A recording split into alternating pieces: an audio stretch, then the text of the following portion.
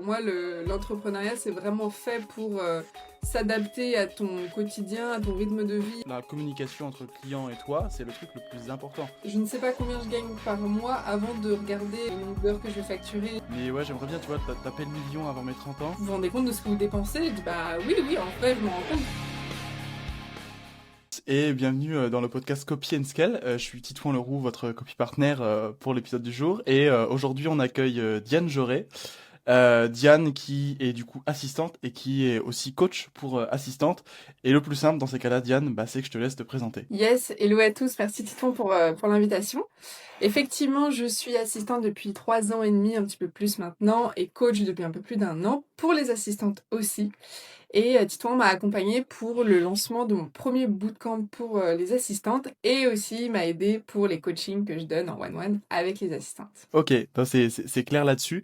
Et donc tu m'as dit ça fait plusieurs années que tu t'es lancé. Enfin, est-ce que tu peux nous résumer un petit peu bah, ton parcours que, pour les gens qui ne te connaissent pas, qu'on sache un peu plus tout ce que tu as fait, quoi. Ouais, carrément, avec plaisir. Après des études un peu chaotiques et un parcours dans le salariat tout aussi chaotique, j'étais un petit peu perdue comme beaucoup d'entrepreneurs, je pense, au début. Je savais plus ce que je voulais faire. Par contre, je savais que je voulais être entrepreneur. Donc ça, c'était déjà acté. Suffisait de trouver le domaine maintenant. Qu'est-ce que j'allais faire de ma vie? J'ai commencé dans l'esthétique un petit peu en me disant tiens ça a l'air de gagner de l'argent ça ça m'a pas du tout plu. Je suis pas du tout une nana de l'esthétique, donc j'ai très vite abandonné et du coup ça n'a pas marché parce que j'ai pas mis tous mes efforts dedans forcément.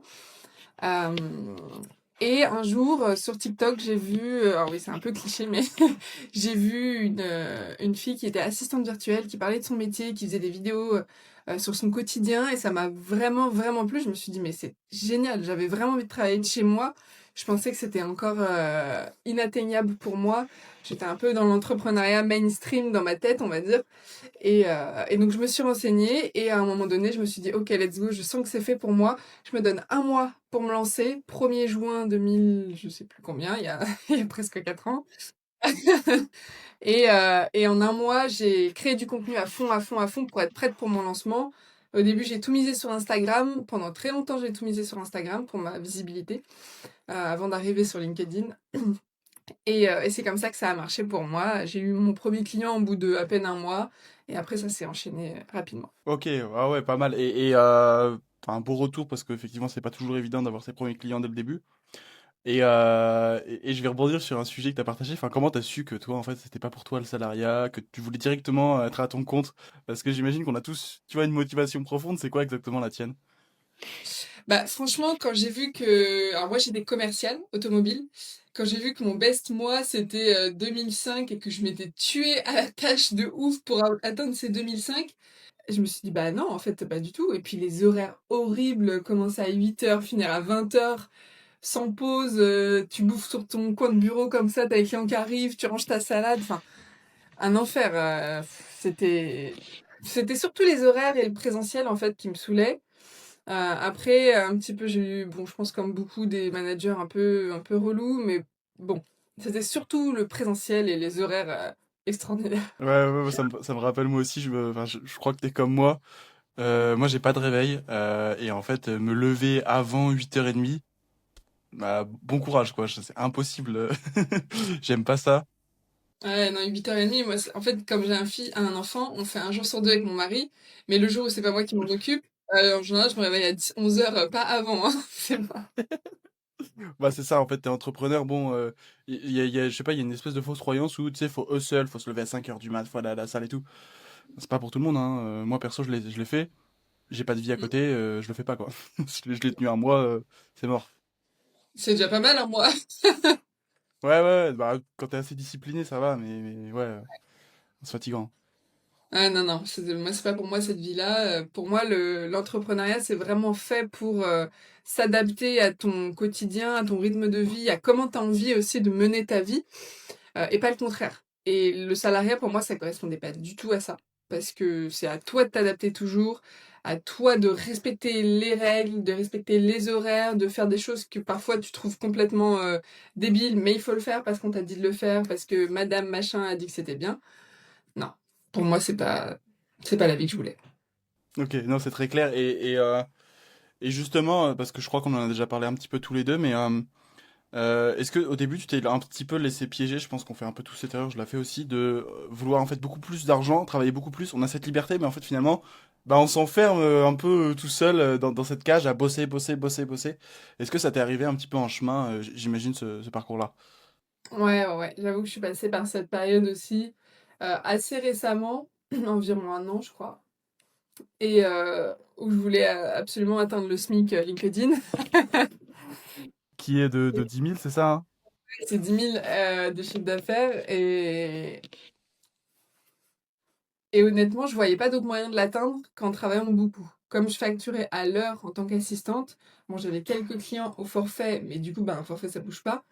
Je me suis dit: «Bah, il faut que je prenne plus de clients, plus de clients, plus d'heures, plus d'heures». Et là, effectivement, bah, je travaillais tout le temps aussi, donc j'étais revenue à ma vie d'avant, mais libre cette fois-ci.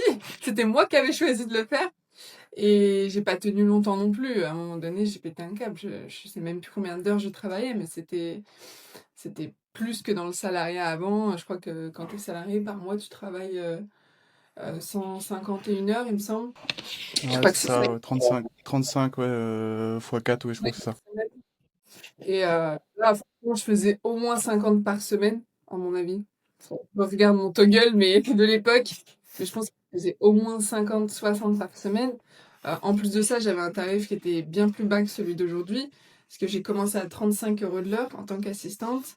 Je suis montée à peu près de 5 en 5, en fonction des nouveaux clients, donc 40, 45, 50. Arrivée à 50, j'étais un peu bloquée. Et surtout, j'avais encore des anciens clients à des tarifs à 35, 40. Donc, ça me prenait des heures pour être payé moins que certains autres clients. Donc, j'ai dû faire une sorte de transition pour arrêter ces contrats-là qui étaient plus du tout rentables pour moi. Hmm. Oui, c'est intéressant. Et comment t'as fait pour, bah, en fait, pour passer de 35 à 50, peut-être 60, 70 aujourd'hui, de l'heure? Comment t'as fait pour augmenter autant bah, la valeur que tu apportes? Parce que j'imagine que demain, enfin, je sais pas, moi, demain t'arrives, tu m'annonces que tu augmentes ton tarif, je te dis, bah ok, mais pourquoi quoi? Enfin, tu vois, c'est naturel. Ouais. Alors, il y a ceux qui étaient déjà en cours que je voulais garder, à qui j'ai simplement demandé un rendez-vous, un appel visio pour qu'on en discute. Certains m'ont dit, ok, bah, on passe à un forfait, mais c'était plutôt à mon avantage le montant du forfait, donc j'étais super contente. Il y en a un qui a refusé, mais de toute manière, je voulais me séparer de la mission, donc c'était ok. Euh, et les autres, bah, j'ai simplement arrêté aussi parce que soit ils n'avaient pas le budget, soit eux ne voyaient pas la valeur en plus. Et moi, j'avais envie d'avancer un petit peu parce que quand on commence, en général, on fait des tâches assez basiques, de l'administratif, pré-compta, etc. Et j'en fais encore aujourd'hui, mais j'avais pas envie d'avoir des missions uniquement basées sur ça. Je voulais d'autres missions un peu plus, soit stratégiques, soit marketing, dans les tunnels de vente, les automatisations, et cetera. Et c'est vrai qu'au fur et à mesure, les clients m'ont fait plus confiance. Donc ont vu que je gagnais en compétences aussi, parce que, bah, il y a pas de secret, hein, avec le temps, on accumule, de plus en plus de connaissances, de compétences. Et ils voyaient bien que de toute manière, dès qu'ils me demandaient une nouvelle chose, je disais oui, parce que c'est mon caractère, je suis comme ça, j'adore découvrir, apprendre, et je refuserai jamais une mission, même s'il faut que je demande de l'aide à la terre entière. Ce que j'ai fait au tout début des automatisations, d'ailleurs, quand j'ai commencé. J'appelais soit Lilian, soit Gérald, qui m'aidaient toute la nuit, on passait la nuit sur l'automatisation. Et maintenant, je les embête moins, donc ça va. Ok, c'est intéressant. Et tu t'es vraiment entre guillemets repositionné et plutôt que Ouais. de faire des tâches un petit peu bah, basiques, c'est vraiment tu t'es focus sur tout ce qui est automatisation, gagner du temps, j'imagine l'IA, etc. Des Ouais. compétences en bah clairement en vogue et où en fait c'est pas évident de les maîtriser, ça prend du temps de les maîtriser et en fait quand tu arrives pour ton client, bah en fait il gagne des heures et c'est efficace, ça va droit au but quoi. Ouais. Exactement, ouais, exactement. Ou ça peut être simplement de la mise en place de process aussi, alors soit qui intègre de l'automatisation, de l'IA ou aucun, mais simplement processiser un petit peu tout ce qui se passe au sein de l'entreprise enfin entreprise, en général c'est des solopreneurs, mais ce qui se passe au sein du business en fait du client, tout simplement pour gagner du temps pour lui, gagner de la clarté aussi. Et donc de la clarté, bah, c'est de l'énergie mentale qu'on gagne aussi. Donc on a cette énergie qu'on peut mettre sur des nouveaux projets. Donc ça peut être ça aussi, que je fais beaucoup et qui marche bien aussi. Ouais, je vois c'est clair un peu plus du coup OBM si on devait mettre des termes. Et aujourd'hui, donc, ton activité d'assistante, elle te prend combien de temps? Enfin, comment tu la gères? Ouais, aujourd'hui, j'essaie de pas dépasser les 20 heures par semaine. Donc j'essaie d'équilibrer. Après, il y a des contrats selon les mois qui sont plus élevés, ensuite moins élevés en fonction des lancements de produits, etc. Mais sur la moyenne, ça fait 20 heures par semaine à peu près. Maintenant, à 60 € hors taxe de l'heure. Tous les clients sont passés à ce tarif-là, sauf ceux qui sont en forfait, bien évidemment. Mais sinon, tous ceux qui sont à l'heure sont à ce tarif-là. Et le reste du temps, c'est soit, bah, pour mes loisirs, soit pour mes projets à moi, donc le bootcamp, le coaching, essayer la création de contenu. Aussi de m'y tenir un petit peu, même si je suis un peu moins régulière quand tu pas là. Hem, ou depuis que j'ai plus ma CM aussi sur Insta, parce que j'ai eu une CM pendant très longtemps, une community manager. Mais quand j'ai fait ce virage, entre, assistante et coach, j'avais besoin de prendre un petit peu de temps, de revoir complètement ma stratégie de contenu. Je me sentais plus à l'aise avec ce que je faisais avant. Je faisais beaucoup de réel. Ça marchait très bien en tant qu'assistante, mais en tant que coach, c'était autre chose. J'avais envie de repenser un petit peu à tout, donc j'ai arrêté le contrat avec elle, même si elle était très bien, c'était pas du tout sa faute. Et en fait, j'ai plus switché sur LinkedIn, un peu naturellement finalement. Je continue sur Insta, plus en story, on va dire. Parce que j'ai quand même développé une petite communauté, je crois que j'ai 1400 ou 1300 abonnés sur Insta, ce qui est pas extraordinaire, mais qui reste correct quand même pour une assistante ou une coach. Et donc voilà, le switch s'est fait. Et puis grâce à toi aussi sur LinkedIn, hein, cet été, on a vraiment posté beaucoup, beaucoup. Et ça a bien marché, donc je suis Ouais, contente. c'est ça, je vais y venir un peu par la suite, mais en gros, donc, toi, ça t'a permis, t'as réussi à augmenter tes tarifs en tant qu'assistante. Donc, en fait, bah, déjà, t'as eu plus de temps parce que, je sais pas si on l'a précisé, mais t'as un enfant, t'as une famille. Mm. Donc, bon, bah, ça prend du temps, hein, clairement. Et on va pas sacrifier bah, ces moments-là. Et du coup, donc, t'es 20 heures, et en fait, ça te permet de développer à côté le coaching pour aider d'autres assistantes à monter en compétences, à se développer. Et j'imagine que c'est aussi bah, un projet dans lequel, en fait, tu t'épanouis. Si tu te lances dedans, j'imagine qu'il y a une motivation profonde et pas que à faire de l'argent, mais aussi, j'imagine, aider les autres. Ouais, ah ouais, carrément. En fait, ce qui m'a vraiment donné l'envie, c'est que je voyais que j'avais quand même une petite communauté d'assistantes qui me suivaient quand j'étais simplement assistante, qui me posaient des questions, qui me demandaient des conseils, ou simplement qui étaient, entre guillemets, un peu admiratives quand j'affichais mes tarifs ou mes chiffres d'affaires, etc., en me disant: «Ah, mais c'est trop bien, comment tu y arrives?» Et ça m'est encore arrivé hier, j'ai fait une story, où je parlais de la masterclass de Julie dans le bootcamp, où je disais que grâce au personal branding, etc., vous vous sentirez aussi légitime de facturer 50-60 € de l'heure. Elle a répondu à ma story en disant quoi, mais comment t'arrives à facturer ce tarif-là, c'est trop bien et tout. Donc ça arrive encore ce genre de choses. Après, c'est normal, maintenant je suis coach, mais c'est vraiment ça en fait, c'est l'envie des autres assistantes, on va dire leur détermination à s'améliorer qui m'a donné envie de les accompagner, de les aider sous différents formats, le coaching, le bootcamp, etc. Donc ouais, c'est vraiment ça ma motivation première. Ouais, ouais, je comprends. Puis, enfin, on en avait parlé, je crois, pendant plusieurs appels. En fait, aider entre guillemets la Diane du début, bah en fait à éviter toutes les erreurs et à bien se pricer, à bien se présenter. Et ça c'est ultra important et c'est clair. Enfin, on le sent.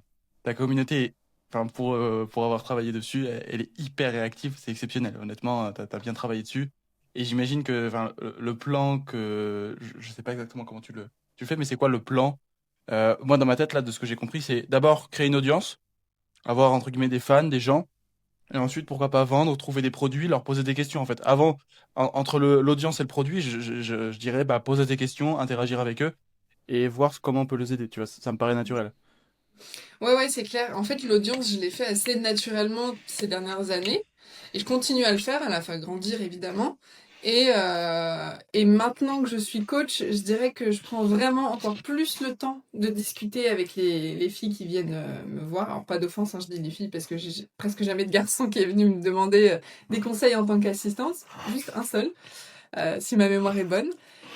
Et maintenant, je dirais que vraiment, je prends ce temps de dire, ok, donc j'ai vu que telle problématique ressortait beaucoup, et c'est pour ça que j'ai fait le sujet des automatisations et de l'IA pour le premier bootcamp, parce que j'ai remarqué, en discutant avec beaucoup d'assistantes, que c'était quelque chose qu'elles voulaient maîtriser, mais qui leur faisait peur, et elles n'arrivaient pas à apprendre, comment savoir par quel bout prendre la chose, on va dire. Et donc c'est pour ça que j'ai choisi ce sujet-là. Mais ouais, c'est cool. Je suis trop contente. Et j'allais rebondir dessus, il y a pas de... Moi, on me demande souvent, bah écoute, voilà, j'ai fait une formation, comment je la vends? Et en fait, j'arrive et je dis, mais t'as posé des questions? Enfin, est-ce que avant de vendre ta formation, est-ce qu'en fait, t'as juste demandé si ça plaisait? Et est-ce que t'as juste fait le module 1 pour construire ensuite la suite et au fur et à mesure? Et souvent, on me dit, ah ouais, bah non, j'y ai pas pensé. En fait, c'est un truc qu'on nous apprend pas et qu'on n'est pas éduqué dessus, mais ça me fait penser, je sais pas si t'as déjà entendu, je crois que j'ai fait un post dessus, Bernard Arnault, bah, le boss, quoi, honnêtement, de numéro 1, LVMH, etc. Bah, en fait, tous les samedis, bah, tu vois, il est CEO, enfin, il brasse des milliards, et tous les samedis, en fait, il va quand même en boutique LVMH. Parce que pour être au contact des clients, pour savoir qu'est-ce qu'ils ont besoin, etc., pour vérifier des petits détails. Et moi, ça me paraît en fait essentiel. Et le coaching, là, les retours que tu dis, en fait, ça me paraît essentiel. Si on veut lancer une formation, un accompagnement, un coaching, bah en fait, pour moi, le côté, tu sais, business passif, etc., enfin, ça va être difficile de trouver le bon produit si tu discutes pas avec eux. Ou au moins, si pas des échanges déjà par message, pas obligé de faire du call, mais ça va être compliqué là-dessus. Si t'aimes pas le contact humain, bah, te lance pas sur le coaching, la formation, quoi. Ouais, non, non, c'est clair. Si c'est juste pour des questions financières, c'est pas du tout la bonne voie pour moi. Mais, mais c'est vrai que même, tu vois, avec le premier bootcamp, on a vu un petit peu les axes d'amélioration, les sujets qu'on pourrait traiter, comment on pourrait les traiter. Du coup, pour le prochain bootcamp, on va changer certaines choses aussi. Et en plus de ça, on a, grâce à ce bootcamp-là, à la trentaine de participantes qui sont là, on a réussi à vraiment identifier encore plus précisément les points de douleur en fait qu'on va pouvoir traiter prochainement, soit sur des formats mini-formations très ciblés avec Gérald, comme on en avait parlé, ou alors sur le bootcamp, à voir comment on traite ça. Mais en tout cas, là, on a pas mal de matière pour la suite, donc ça, c'est cool. C'est ça, c'est excellent, c'est un premier test et justement je vais creuser un peu plus. Enfin, est-ce que tu peux détailler, parce que toi et moi on sait, on a travaillé ensemble, mais comment on s'y est pris en fait pour faire bah, ce premier bootcamp, parce qu'en fait c'était une première, on a fait 28 places de mémoire, je sais plus exactement combien de places on a vendu. 29 participantes au total. Ok, bon bah tu vois quasiment, on avait prévu 30 places, on a vendu 29, donc déjà c'est génial. Mais est-ce que tu peux détailler un peu tout le process, et puis je vais t'aider s'il y a besoin de détails techniques, mais qu'on a mis en place ensemble dans les grandes lignes. Yes, c'est ça. On a réactivé un petit peu ma communauté sur différents canaux. On l'a réactivé par mail parce que j'avais une base mail qui était de 1300 assistantes à peu près, je crois, 1000 assistantes, je sais plus. Ouais, c'est ça. Je crois que là, du coup, on a augmenté, on est à plus de 1003 maintenant en post-bootcamp. Donc on a bien réactivé ça. On a repris d'abord des emails, des newsletters un peu plus classiques avant de passer sur des emails marketing. Sur LinkedIn aussi, on a repris les posts vraiment réguliers, ce que je ne faisais plus de manière régulière. Je faisais, mais c'était pas tous les jours ou toutes les semaines. Donc on a vraiment travaillé là-dessus. Tu as pris beaucoup de temps avec moi pour comprendre déjà mon ton, mon ton, ma manière de m'exprimer, de quoi j'aime parler, comment, etc. Et ça, c'était génial parce que c'est ce que je pourrais reprocher à certains copies ou ghostwriters, c'est que prennent pas forcément ce temps-là. Et moi, j'ai vraiment presque eu jamais de retour à te faire sur les posts que tu pouvais écrire ou les newsletters pour moi, sur en tout cas les tons, les tournures de phrases, etc. Parce que je sentais que tu avais vraiment été hyper juste là-dessus. Donc merci déjà pour ça, parce que c'est du temps gagné pour tout le monde. Donc on a fait ça. On a eu aussi stratégie setting, stratégie webinaire. Ouais, c'est Donc, ça. en On en a pas premier. parlé juste avant parce que c'est vrai nous on a fait le lancement du coup la première semaine de septembre pour ton bootcamp, mais c'est vrai que 3 mois avant on a déjà commencé à bosser ensemble sur bah, réactiver ton contenu et faire du setting et ramener du monde au rendez-vous et vendre ton coaching. Exactement, ouais. Tout à fait. Oui, parce que tu m'as aidé aussi sur le coaching, décrocher des appels découvertes, etc. Je me souviens plus, je t'ai donné les chiffres du Je nombre crois de que c'est 15 rendez-vous. rendez-vous. Tu m'as dit 40 Ouais, rendez-vous et je crois que c'est trois coachings ou je sais plus exactement. ouais, c'est ça. C'est ça. Bon, j'ai peut-être des talents de closeuse à améliorer, mais en même temps, Ça se travaille. j'aimais pas ça, donc je pense que ça ne vient pas de nulle part. Mais en tout cas, je suis quand même ravie d'avoir réussi à amener ces 3 assistantes avec moi en coaching. Donc ça, setting aussi. Ce que j'ai beaucoup apprécié, c'est que tu m'as beaucoup poussé sur le setting parce que je pense que je suis pas la seule, mais ça nous saoule un petit peu honnêtement le setting.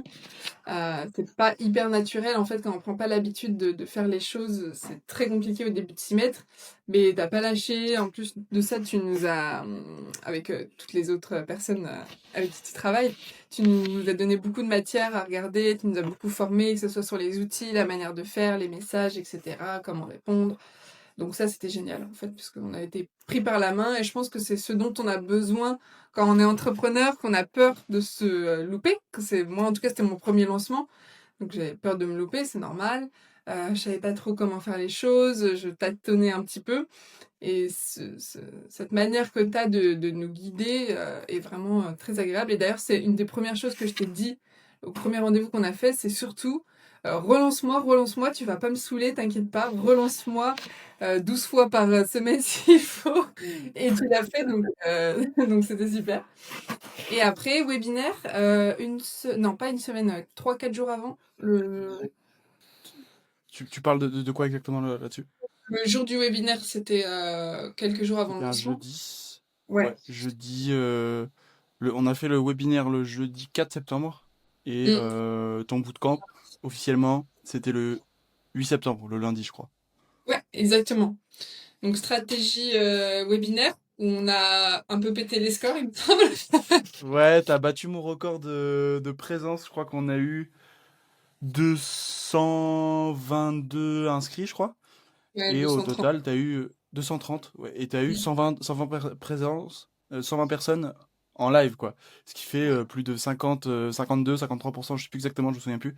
Donc t'as Mm. pété mon record qui était de 47, je crois. Donc bah bravo, parce que ta communauté est très engagée. Et je crois que tu m'as dit qu'en plus on pouvait taper un meilleur record puisqu'on a fait à 18h et on aurait dû faire plutôt midi, puisqu'on s'adresse à des mamans et autres. Ouais, oui, exactement, ouais, parce que j'ai eu beaucoup de retours quand on me demandait est-ce qu'il y aura un replay, parce que je suis avec mes enfants, faut que j'aille à la garderie, faut que j'aille ceci, faut que j'aille cela. Donc je suis persuadée qu'on aurait pu gratter des petits pourcentages de plus, mais on le fera la prochaine fois, il n'y a pas de souci. Mais c'est vrai que j'étais déjà hyper contente et honnêtement, le webinaire, ça m'a galvanisée. Enfin, c'était extraordinaire parce que j'avais l'impression d'être en transe un petit peu pendant le webinaire. J'étais à fond. Vous m'aviez préparé des slides géniales, très complètes, qui m'ont bien guidée. On avait bien répété et tout. C'était hyper complet. Je me souviens plus du nombre de slides, mais c'était un truc de fou. Il y en avait. 120, 130, enfin, en général, c'est très très complet et on a tout le système, on a tout le process, nous, avec l'équipe. Et bah Ouais. ouais, on t'avait coaché en amont, on t'avait dit, bon voilà, c'est comme ça qu'il faut dire les choses, etc.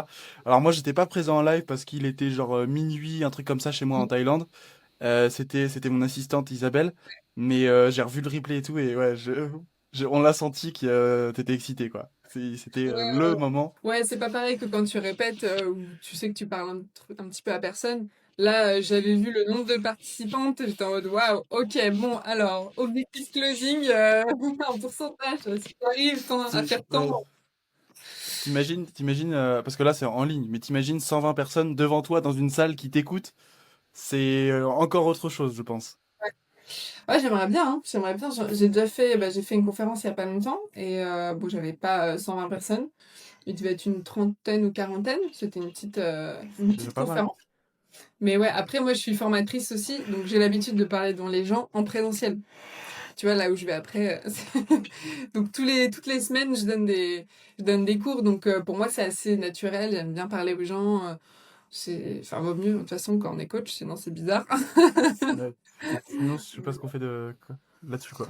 Ouais. Mais tu vois, c'est ça aussi, c'est le côté pédagogique que j'ai toujours bien aimé. Et d'ailleurs, quand on regarde un petit peu les retours de mes coachés avec qui on a fini, en général, c'est ça, c'est ce qui revient, c'est qu'elles aiment ma manière d'expliquer, elles aiment ma manière de vraiment les écouter aussi, parce qu'avant ça, il y a toute une phase d'écoute, de compréhension, de remettre le vrai problème au centre, parce que souvent, elles font des petits détours de OK, maintenant, mais j'aime pas me mettre sur les réseaux. Alors attends, le vrai problème, c'est pas ça. OK, on revient un petit peu en arrière.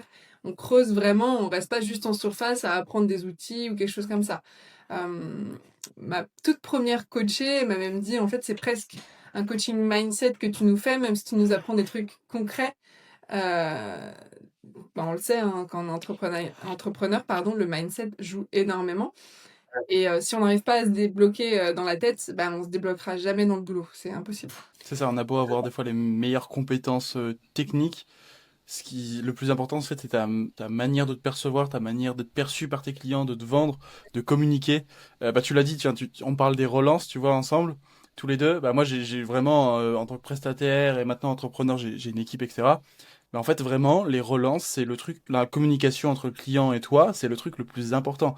Et ça, en fait, techniquement, tu l'apprends pas à l'école, tu l'apprends pas dans plein de formations, tu l'apprends sur le terrain, tu l'apprends dans des coachings, et c'est ultra important d'être au clair là-dessus, et ça s'apprend sur le terrain, quoi. Ouais, ouais, non, c'est clair. Puis même tout ce qui est lié à l'argent, tu vois, investir en soi, investir dans son entreprise, il y en a beaucoup qui restent bloqués longtemps là-dedans pour prendre des coachings ou même pour prendre des prestataires comme toi. Sauf que moi, je sais que si j'avais pas travaillé avec toi, par exemple, je suis même pas sûre que j'aurais fait la moitié des chiffres que j'ai fait. Honnêtement, même peut-être moins. Donc au final, ça paraît être un peu une montagne au début de se dire, oh là là, entre guillemets, tout cet argent investi, peu importe le montant, hein, parce qu'on a tous une échelle d'ailleurs différente de la valeur des choses. Mais en réalité, j'ai jamais été déçue par aucun investissement que j'ai pu faire et je pense n'avoir jamais déçu une de mes coachées. En tout cas, c'est jamais un retour que j'ai eu. Donc je sais que ça vaut toujours le coup d'investir, que ce soit des coachings, des masterminds, des bootcamps. Toi, je sais que tu as fait pas mal de bootcamps aussi, mastermind. Je pense que derrière, tu grandis toujours en fait. Tu grandis avec les autres, tu grandis dans ta tête et ça, c'est génial. Ouais, souvent, en fait, le prix, en fait, tu te rends compte. Moi, j'avais une mentalité assez pauvre. J'étais étudiant, bah, je viens d'une famille un peu bah, moyenne, tu vois, populaire. Et bah, un sou est un sou, tu vois. Bon, bah, je faisais attention à ce que je comptais, je gagnais tant, donc je mettais tant ici, et je comptais tout. Depuis que je suis entrepreneur, en fait, je crois, le plus gros investissement que j'ai fait, je crois, c'est 12 000 € sur un mastermind. Ça pique, clairement, bah, c'est pas un truc agréable, tu te dis, putain, fais chier, t'es un peu en pression. Mais en fait, tu te rends compte que c'est un chiffre et ensuite, bah, t'as juste à appliquer ce qu'ils te disent, à suivre, à te taire et à appliquer, à suivre à la lettre. Et en fait, au final, tu te rends compte que ça marche. Et c'est un truc un peu bête, mais faut, genre, t'as la petite voix qui te dit non, non, c'est de l'argent, conserve, conserve. Et en fait, des fois, faut aller à l'encontre de cette petite voix et se dire bon, ça coûte cher, mais ils sont clairs. Bah, ça peut arriver hein, de se rater. Ils sont clairs. Je sais que je vais avoir tant. Et puis, dans le pire des cas, j'aurais perdu de l'argent, mais ça va, ça vient. Et bah, au moins, j'aurais appris plein de trucs. Et c'est Mm. ce qu'il faut se dire également avec ça. Ouais, c'est vrai que après on a aussi cette chance dans l'entrepreneuriat de pouvoir se dire, comme tu viens de le dire, ça va, ça vient. C'est-à-dire, ok, bon bah là j'ai dépensé 12 000, mais je sais que je peux me refaire, entre guillemets. Je sais que si je mets un peu les bouchées doubles derrière, je vais réussir à récupérer ma mise, qu'elle soit perdue ou non, mal investie ou non. C'est un petit peu, il y en a beaucoup qui considèrent ça comme un jeu, tu vois, de gagner de l'argent au final, parce que à un moment donné, bon, c'est pas encore mon cas en tout cas, mais des montants qui sont vraiment à plusieurs zéros, plusieurs chiffres, etc. C'est plus un jeu, honnêtement, à un moment donné, c'est plus un jeu de performance, d'objectifs, de réussir à se dépasser, et c'est super, hein, je remets pas tout ça en cause, hein, j'espère y arriver un jour aussi. Mais ouais, à un moment donné, quand t'as ce qu'il te faut pour vivre, pour investir, pour te faire kiffer, je pense que le reste, c'est vraiment, ça te galvanise, quoi. T'es à fond, tu Ouais, veux c'est faire ça. plus. C'est Et ça- c'est l'adrénaline, c'est le sport. Ça me fait penser, j'avais entendu Anthony Bourbon, bah, qui est numéro un, quoi. Et il disait, non, mais en fait, aujourd'hui, moi, je continue parce que c'est comme un footeux, quoi. Un footeux, il marque des buts et pourquoi il continue de marquer des buts? Parce qu'il aime ça, c'est trop bien. Bon, bah, pourquoi je continue à faire du business? Parce que c'est un jeu, c'est trop bien, j'aime ça. J'aide les gens, je fais de l'argent et je progresse. Et des fois, il n'y a pas besoin de se prendre la tête à vouloir sauver le monde ou des trucs comme ça. Oui, on n'est pas là pour tout détruire, etc. Mais faut pas oublier qu'en fait, on est là, enfin, on fait plaisir aussi à l'ego, quoi. Si moi, je Mm. fais des choses, je sais pas pour toi, moi, c'est pour l'argent, pour le lifestyle. Et puis aussi parce qu'en fait, ça me fait énormément plaisir d'avoir des retours comme les tiens, comme ceux d'autres clients. Pour mon ego, moi, je sais que j'ai besoin du regard des autres et c'est ça, faut juste le savoir, quoi. Ouais, ouais, c'est clair. Mais tu sais, je crois que c'était Thibaut qui m'avait raconté l'histoire comme ça d'un entrepreneur qui était à la retraite à 30 ans, genre qui avait vendu sa boîte, qui était millionnaire et tout, enfin tranquille, et ben qui se faisait foncièrement chier maintenant, parce que ne plus rien faire à 30 ans, ne plus avoir d'activité, sans parler d'activité rémunératrice, mais c'est pas possible. Et du coup, elle a repris un autre business qu'elle fait pas forcément pour l'argent, même si je crois qu'elle facture bien. Euh, Parce que, bah non, ne rien faire à 30 ans, c'est plus possible en fait. C'est. Ouais. Là, je te rejoins, et même sur le côté de la retraite, en fait, moi, je me dis, enfin, je me vois pas ne rien faire. J'ai toujours besoin. Là, peut-être qu'il y a des périodes, tu vois, j'ai des périodes où je travaille beaucoup, beaucoup, et il y a des Mm. périodes où c'est un peu moins, tu vois, parce que c'est des événements, etc. Mais je me vois pas, en fait, de me dire, enfin, ou alors, faudrait que je trouve une activité, une passion, mais j'ai besoin de ça, de travailler, de me mettre au moins 4 5 heures sur mon ordi, d'écrire, de mettre mes idées, de faire des automatisations, des trucs comme ça, parce que, je sais pas, c'est important, tu vois, le cerveau humain a toujours besoin de si on faisait rien, on serait tous, je sais pas comment on serait, mais c'est pas possible, quoi. Ouais, des légumes, tout simplement, hein. Je pense qu'on végéterait. Mais après, pour moi, il y a deux choses différentes, tu vois. J'en parlais avec mon conseiller financier qui me demandait un peu mes objectifs. Je dis, moi, vers entre 40 et 50 ans, j'aimerais bien être à la retraite. Mais pour moi, la retraite, ça veut dire j'ai gagné assez d'argent pour être tranquille le reste de ma vie. Ça veut pas dire que je ferai plus rien, que j'aurai plus de business forcément, mais ça voudrait dire que j'aurais fait les bons choix avant et gagné assez d'argent et investi là où il faut pour être tranquille à peu près à partir de 40-50 ans, plus avoir entre guillemets, de pression financière, d'avoir une source de revenus obligatoire avec une présence obligatoire dans un business. Je pense que je verrais les choses un peu différemment, tu vois. Ça serait une retraite, mais pas une retraite où je lâche tout, ciao, je disparais, tu me verras plus sur, sur la surface de la Terre. Donc, c'est un peu différent, tu vois.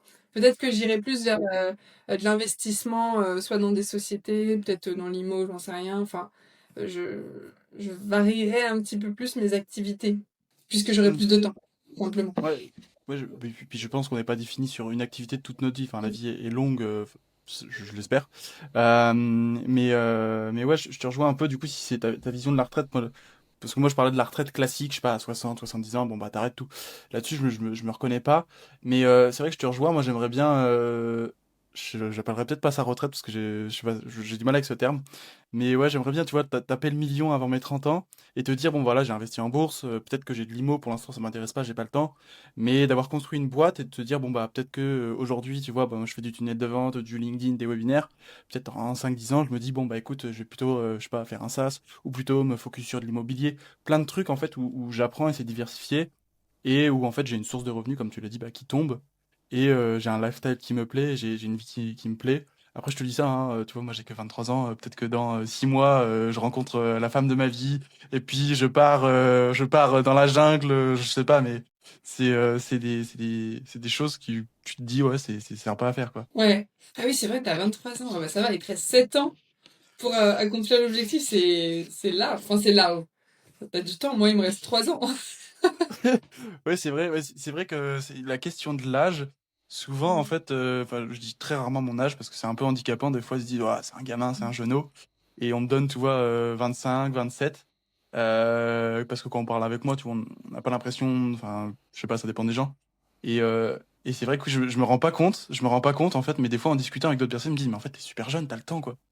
Et des fois, je me mets la pression pour dire non, non, je vais accomplir ça, ça, ça, ça, ça. Et du coup, je suis un peu des fois le cliché du hustle, parce qu'en fait, j'ai pas de copine, j'ai pas de famille, j'ai des amis et tout, mais ils ont aussi des business. Donc en fait, bah techniquement, on est tous boulot, boulot. Moi, je crois que je suis un de ceux qui bossent le plus aussi. Mais ouais, j'ai encore 7 ans, donc on verra si je tiens, mais important aussi de prendre soin de la santé physique et mentale à côté. C'est ce qu'on disait tout à l'heure aussi. Tu passes par une phase où, comme tu le dis, seul et let's go, et après, limite, t'as la tête qui a envie d'exploser. Et là, tu changes un petit peu d'envie et de business model, on va dire. Moi, c'est ce qui a été mon cas. Tu vois, j'ai switché un petit peu, changer de tarif, etc. Parce que bah, je pouvais pas continuer comme ça. C'est Hmm. super de faire 5, 9, 10 000 euros par mois si c'est pour rien faire en fait de sa vie. Et tu vois, c'est ce que je te racontais aussi la dernière fois. Quand j'ai eu mon fils, quand j'étais enceinte, etc., je travaillais à la maternité. Je travaillais avec lui dans les bras, il avait 12 heures, il venait de naître, j'avais mon ordi et tout. Et j'ai retrouvé hier d'ailleurs par hasard des photos justement où j'étais à la maternité et j'avais la petite table c'est d'hôpital qui se met au-dessus du lit comme ça et il y avait mon ordi dessus sur toutes les photos.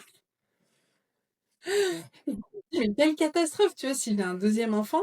Mais non, c'est hors de question, j'emmènerai même pas mon ordi. Enfin, ciao, comptez pas sur moi, laissez-moi tranquille. Enfin, il y a un moment donné, j'étais complètement folle et les gens me le disaient, mais moi je suis en mode, mais non, en fait, c'est mon business, c'est ma vie, mais non, c'est pas ça la vie. Bah, on peut partir 3 jours sans que le monde ne va pas s'écouler parce que je ne suis pas là. Hein. C'est mon Et, festival. et j'aime bien, je te rejoins parce qu'en ce moment, je suis plutôt dans cette période de seul et je pense, tu vois, c'est des cycles. Je pense que je suis dans un cycle, moi j'ai envie de construire un gros truc, etc. Mais je te rejoins, je pense que je ferai pas ça toute ma vie, tu vois. Là, je crois que je dois être à. Enfin, je t'ai envoyé mon agenda, tu m'as dit, mais quelle angoisse, quoi. C'est clair, ouais. Les... Ouais, il y a pas mal de rendez-vous, surtout que moi j'ai 5 heures de décalage, bientôt 6. Vous allez passer en heure d'hiver, donc des fois je finis un peu tard. Mais c'est une période et je me dis, tu vois, je fais au maximum pour déléguer. Dès que je peux, je délègue, je délègue. Parce qu'en fait, je me dis, j'ai envie de construire quelque chose de plus grand que moi et de pas être, tu vois, toute ma vie à bosser, bosser des heures. Je sais pas pour toi, tes parents ou autres. Moi, je sais que mes parents, certaines fois, ils bossaient beaucoup pour, bah, en fait, le même, enfin, t'es payé à l'heure, quoi. T'as un plafond. Moi, j'ai pas envie de faire ça toute ma vie et c'est clair. Enfin, je te rejoins. C'est des étapes. Et j'ai pas d'enfant. Je sais pas si j'en voudrais un jour, mais je voudrais pas vivre ça où, bon, bah, t'as tes enfants, t'as ta famille, en fait, tu bosses, tu bosses. Enfin, Ouais. c'est pas une vie, je pense. Ouais, ouais, le cliché du daron entrepreneur qui a pas le temps pour sa famille, pour sa femme, c'est vraiment le truc, personne veut ça. Mais ouais, C'est c'est vrai ça, mais en même temps, que, il y en a beaucoup qui sont enfermés aussi dans ce cliché-là parce que c'est une fois que t'es à ton compte, en fait, c'est dur, quoi. Il y a pas de formation, il y a pas d'école qui va t'apprendre ça. En fait, t'apprends sur le tas. Et souvent, t'as tes croyances et tu gardes tout. Non, si c'est moi qui fais, c'est mieux fait, etc. Et ouais, le coaching est ouais. là pour aider, quoi. Et puis surtout, quand t'es entrepreneur comme ça, t'as personne pour te mettre de limite, en fait. Parce que quand t'as un patron, que t'es salarié, bah, s'il veut pas que tu fasses des heures sup, tu les fais pas. Très clairement, enfin.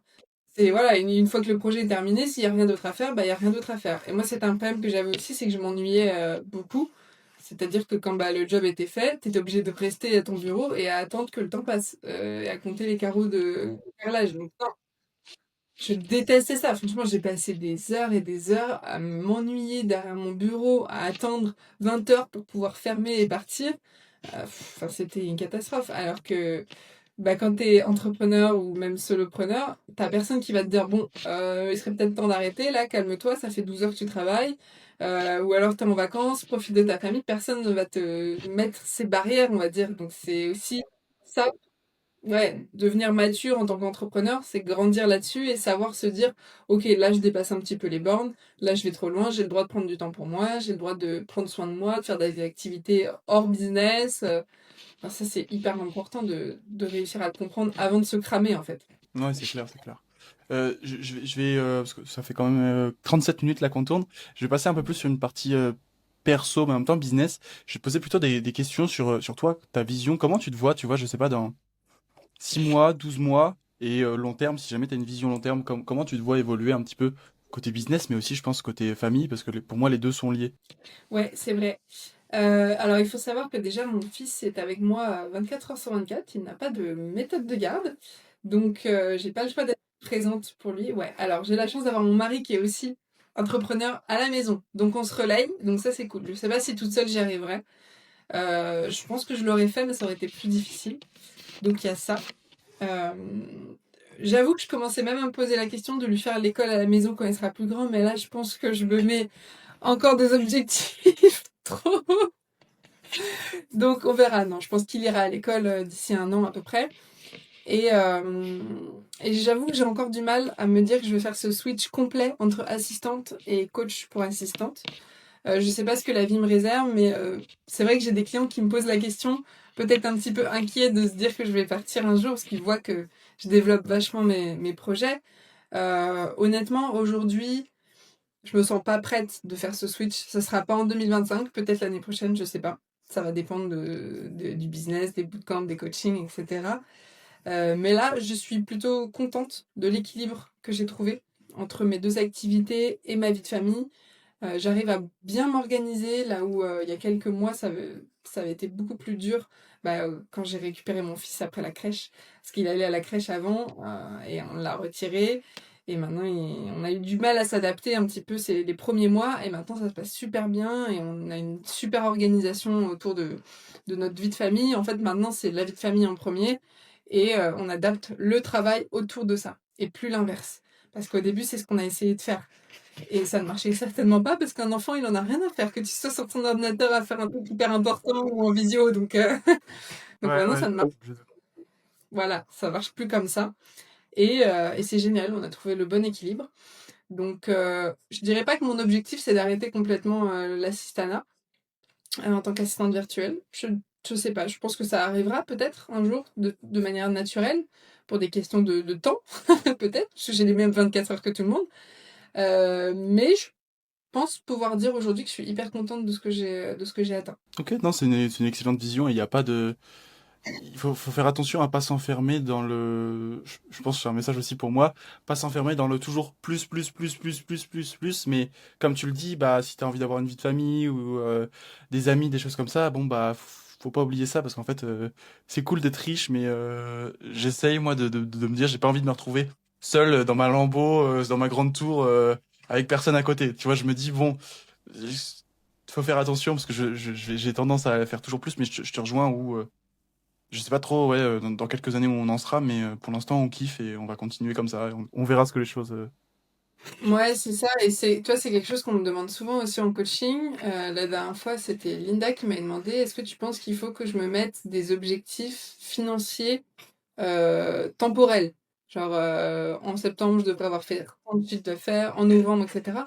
Je dis, moi, j'aurais tendance à te dire non parce que tu ne sais jamais ce qui peut se passer. Ça se trouve, tu vas perdre un client et du coup, impossible d'atteindre cet objectif. Ou ça se trouve, tu vas en trouver 5 et tu vas exploser l'objectif. Du coup, ça sera plus cohérent avec l'objectif suivant ou que tu auras aussi déjà dépassé. Donc, en réalité, juste fais les choses qu'il faut pour atteindre ton niveau de vie minimum et après, le reste, c'est du bonus.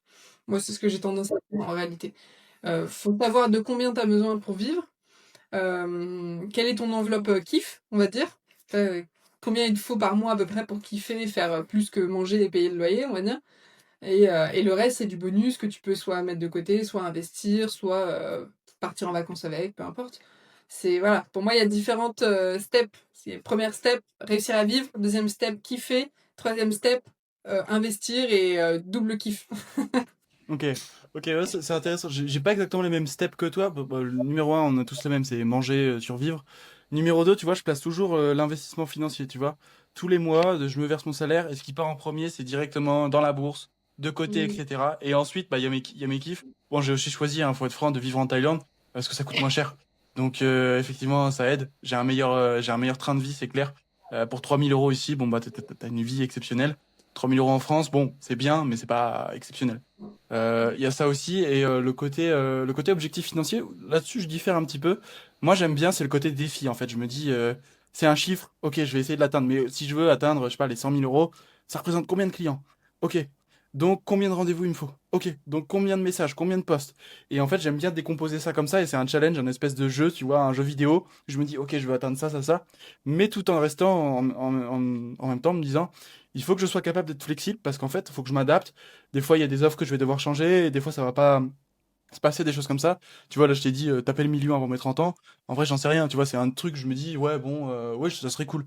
Ça serait cool, le million de patrimoine, etc.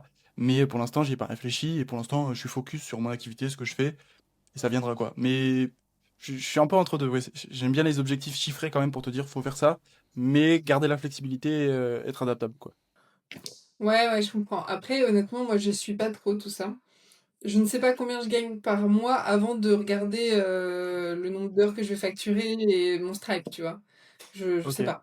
Pas envie de me mettre la pression. À part quand on était en lancement pour le bootcamp, où là j'étais sur mon système EO à peu près toutes les 2 secondes. Mais je pense que c'est normal, c'est la première fois que je commençais vraiment à vendre beaucoup.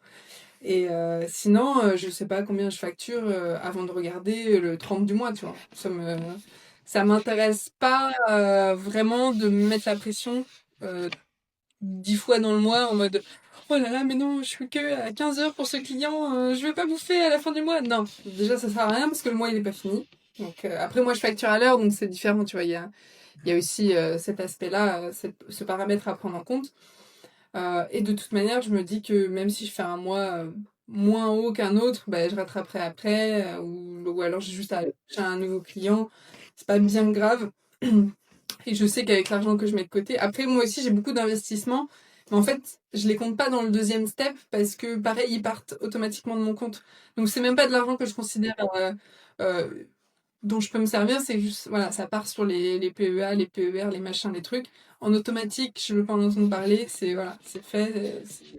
C'est ce que je voulais moi d'investissement actuellement. J'aime bien. Je dirais pas que ça me passionne. Je sais que c'est nécessaire. Je le fais. Mais par contre, c'est hors de question que je passe ne serait-ce qu'une heure tous les mois à me dire, ok, bah, je vais investir sur quoi? Non. Moi, je veux un truc qui soit facile, automatique et ciao, tu vois. Et c'est ce que j'ai réussi à faire. Donc voilà. Pour moi, le step vraiment 3 investissement, c'est investissement qui prend du temps, tu vois. Peut-être, qu'est-ce que. Bah, de l'IMO, pour moi, ça prend du temps. L'immobilier, ça prend du temps, ça prend beaucoup d'énergie. Il y a des types d'investissements comme ça qui sont un peu plus prenants, on va dire, que simplement un PER ou une assurance vie ou des actions, des choses comme ça, tu Ouais, des ETF, ouais, c'est ça, c'est un peu le vois. passif. Ok. Non, ouais, c'est intéressant ton point de vue là-dessus. Et sur le côté argent, ouais, au début, ouais, bah, moi j'étais beaucoup plus freelance. C'est vrai qu'au début, tu fais, putain, il faut que je fasse tant pour payer à la fin du mois et tout. Et en fait, plus tu progresses, plus tu prends d'expérience et tu te dis, moi, des fois, je suis un peu comme toi, des fois, je dépense. Et puis, je regarde pas, une fois, je crois, le premier mois que je suis arrivé à Chiang Mai, je crois que j'ai dépensé 4 800 euros. Parce que j'ai changé d'appart, j'ai changé de mobilier, j'ai acheté un écran et tout. Et putain, à la fin du mois, je regarde, je fais, oh merde, j'avais pas vu. Et en fait, je stresse pas, parce qu'en fait, je me dis, bah, j'ai appris la compétence de gagner de l'argent. Donc au début, tu fais, oh, fais chier, j'ai dépensé beaucoup. Puis après, tu fais, bah, en fait, je sais comment le récupérer. Donc en fait, je vais faire plusieurs mois, je vais peut-être travailler un peu plus, mais je vais les récupérer, quoi. Et ça, c'est cheat code, quoi. J'y aurais jamais pensé. Ouais, c'est vrai. Et il y a un autre truc qui est hyper bien, c'est la carte de crédit aussi. Ça marche Ah, hyper t'as une American bien. Express, non? Ah, je Alors, connais pas encore. c'est pas une Amex, c'est ma banque qui le propose. Alors, je crois pas que ça existe sur toutes les banques, mais la carte de crédit. Alors déjà, ça aide vachement mieux à se rendre compte de ce que tu dépenses avec ta carte, parce que bah, en fait, toutes les dépenses sont débitées à une date fixe en même temps. Tu vois, si tu as dépensé 4 000 euros, bah, le 30 septembre, tu vas être hop, moins 4 000. Donc déjà, je trouve que ça aide à une meilleure gestion du compte. Après, c'est vraiment très personnel, hein. Il y a des gens qui diraient, oh, mais via crédit. Mais non, c'est mon argent quand même, c'est pareil. Et donc ça, et du coup, ça aide à se dire, ok, bah alors le 30 je suis prélevé des 4 000 que j'ai dépensés ce mois-ci, bah il faut qu'il y ait 4 000 sur mon compte. Vous n'avez pas le choix, en fait. C'est comme ça. Et je vais te raconter une anecdote assez marrante. Je t'ai parlé tout à l'heure de mon conseiller financier qui m'aide sur les investissements et tout, et en fait, c'est devenu un ami. Enfin, c'était un ami et c'est devenu mon conseiller financier quand j'ai découvert le métier qu'il faisait. Et donc, il n'y a pas très longtemps, j'ai signé plein de contrats et tout avec lui. Enfin, j'ai pris la totale, tu vois, assurance vie, PER, enfin, j'ai tout pris. Et on discutait un peu de mon rythme de vie. Et je sais pas combien lui gagne, je sais pas s'il gagne autant ou quoi, mais il était un peu choqué, tu vois, de voir combien on payait le loyer, combien on payait la maison et tout. Il me disait, mais vous vous rendez compte de ce que vous dépensez? Je dis, bah oui, oui, en vrai, je m'en rends compte parce que je tiens un tableau Excel là-dessus. Donc oui, je le sais. Il me dit, non, mais faut que tu fasses plus attention, que tu te dépenses moins, etc. Et on se refait une soirée une semaine après, c'était un samedi, et moi j'avais été faire du shopping, j'avais été au Galeries Lafayette, je m'étais acheté 2 sacs à main, tu vois. Parce que mon mari me disait, bah prends les deux, mais comme une vanne, et moi j'ai dit ok, j'ai pris les deux. Et donc je rentre, tu sais, avec un grand sac, Galeries Lafayette, là, énorme. Je le pose dans l'entrée et tout, et là je fais, oh merde, il y a Kevin qui arrive ce soir et tout, planque le sac, Galeries Lafayette, il va me défendre. Et mon mari m'a pensé direct, Kevin il est arrivé, et il a dit, regarde et tout, elle a encore acheté des sacs à main. J'ai dit, non mais promis, promis, je te donne l'argent qu'il faut pour les investissements, mais laisse-moi acheter mes sacs à main.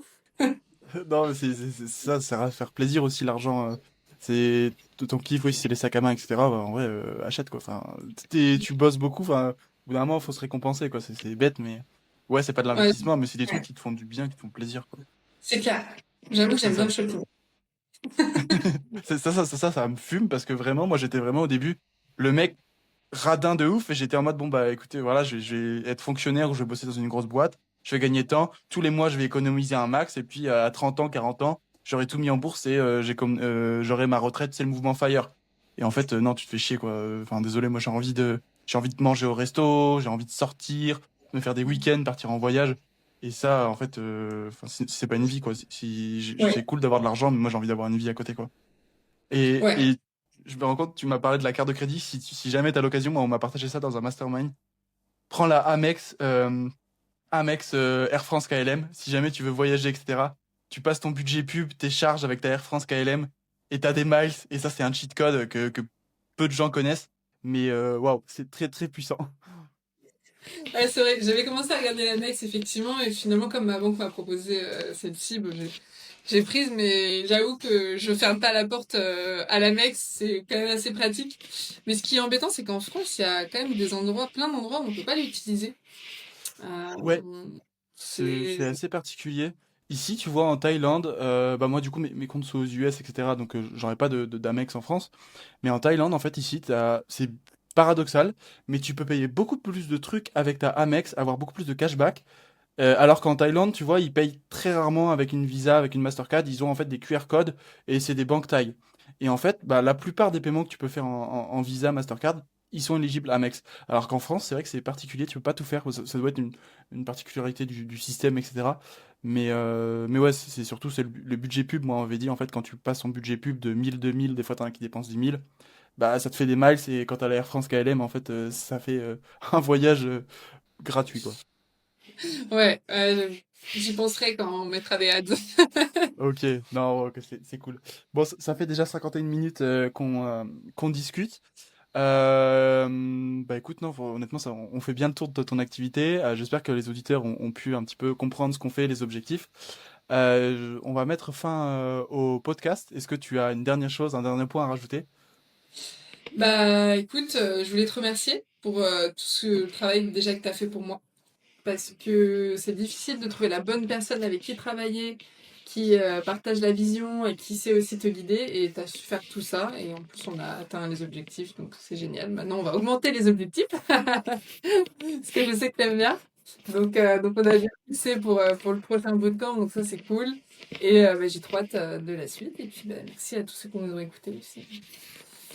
Eh ben merci à toi. Où est-ce qu'on peut te retrouver si jamais bah, des assistantes ou même des gens recherchent ton travail? Ouais, sur LinkedIn, Diane Jorette, Jaure2T, ou sur Instagram aussi, c'est assistantevirtuelle.diane, tout simplement. Voilà. Ok. Bah écoute, c'est très clair. Merci à toi. Merci à tout le monde de nous avoir écoutés. Et puis à très vite.